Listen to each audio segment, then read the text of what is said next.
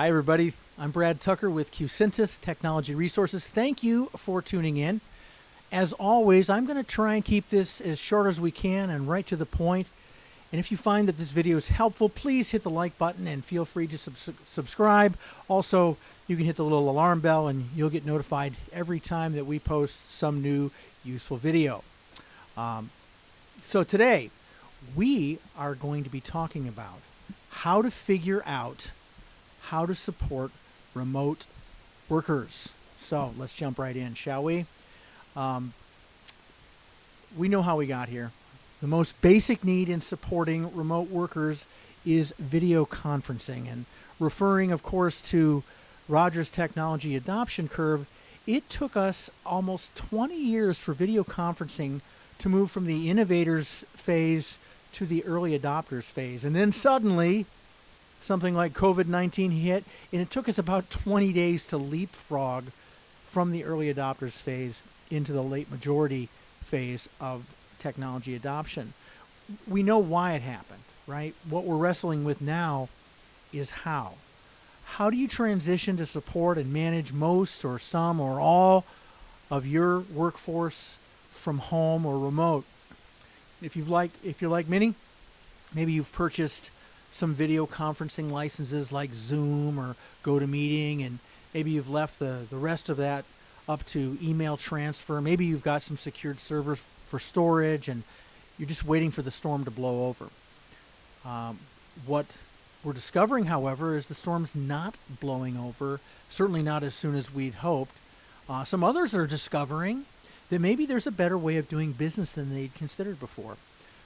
So whether by force or benefit, maybe you're trying to figure out how to adapt to it, or maybe you're trying to figure out how to take advantage of it. The good news is that there are many, many options. The bad news is that there are many, many options. More importantly, there's several important considerations that you need to think about when choosing the right solution for you. They are as follows. The number one thing that you probably all kind of consider is price. Maybe a better word is value. How much are you getting? What are you getting for what you're paying? Are you paying for more than one platform?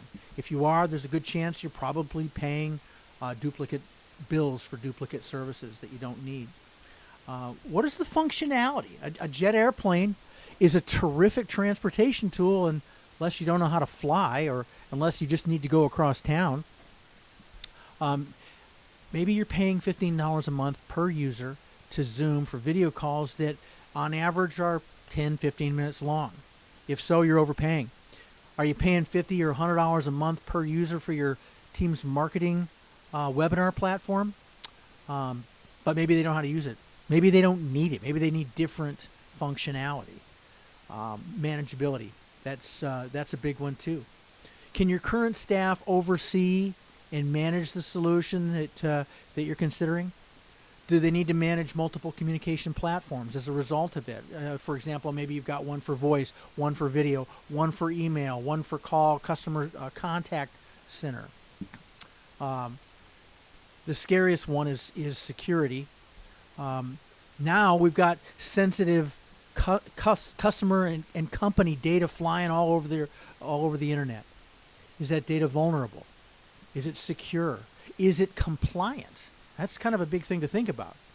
Do you need a plan for safeguarding and the recovery of data now that you're looking at this different platform? Do you have or do you need a policy for supporting your data on employee-owned devices? These are all important questions, right? Scalability.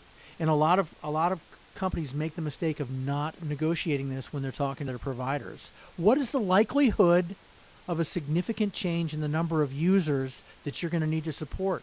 Not just the total number of employees that you have, but how many of them need to be virtualized? And does the solution that you're considering provide the ability to grow or, as importantly, to shrink and without penalty? And finally, support. New technology and quick adoption pace and quickly changing environment are all things that create a fertile atmosphere for problems to arise. So how well is your team or the provider that you're considering able to respond to those challenges, and what is that going to cost as well? So it probably seems like I've raised more questions than I've answered. So I've come up with some options to help you figure out how you're going to do that. The first option is to do exhaustive research all on your own. I would give that 1 Jedi. I would not recommend doing this. That's probably why you're tuned into this video to begin with, because you're thinking, I got a lot more to do. And that's true. And this is why I wouldn't recommend it. It's incredibly time consuming. I don't have to tell you that. But more importantly, there's absolutely no assurance that you're going to meet with any kind of success. You've got other things to do. You've got a business to run, right? The second option, you can ask associates and friends and maybe even friendly competition for advice. And I'll give that 2 stars. And I actually would recommend it, but not on its own. Advice is helpful for different perspective on things, and it might warn you off of some bad decisions or bad carriers or whatever. It is, however, subjective. And while the advice it's probably free, its value to you on its own is dubious. Your situation is unique. So take that advice with a great big grain of salt. Absolutely. Third, you could hire a consultant. Not a bad way to go. I'll give it 3 Jedis, right? I might recommend this, provided you've got the money to do it. It's expensive. Can be very, very expensive.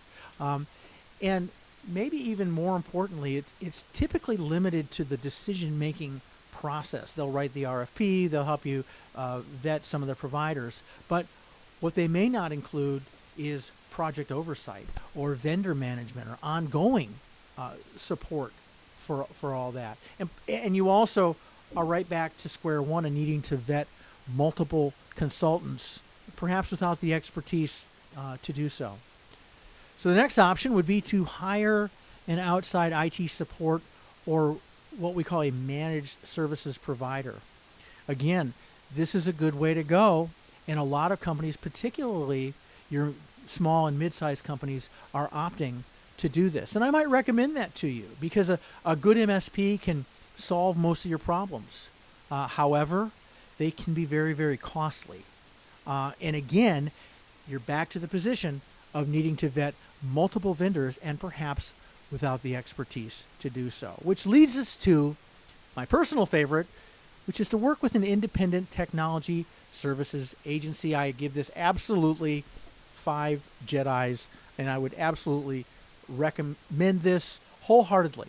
Okay? Many companies are not even aware that such a service exists, but they do. Technology service agencies work like a travel agent to align you with the right technology solutions at the best price and with the best contract terms. Typically, they can recommend anything from basic phone lines to a full managed services provider solution. They will do the work of vetting the suppliers for you, helping you to oversee the implementation of the solution, and then acting as a customer service overlay to ensure that you have the best customer service experience possible, and many of them work for you at absolutely no charge. So no extra cost. You're going to get objective information on the right solution for you. More importantly, there's very, very little work required of you, and then you've got a partner that you can work with for life if you want to. They will typically act as a customer service overlay to help escalate problems and make things a whole lot better for you. So that's absolutely my favorite option, and happily, as it happens, QSynthesis Technology Resources is just such an agent. We will help you to evaluate, implement, and manage the best and most appropriate technology services and products for your specific needs, and at the best price, the best contract terms for you. And as I mentioned, we work at no cost to you. If you'd like to know more, by all means, you can visit us at qsynthesis.com, and there you can set up a 5-minute discussion with us. We'd be happy to help you in any way. In any event, I promise to keep this short and sweet, so thank you again for tuning in. We'd love to talk to you, and we will see you soon on the next one.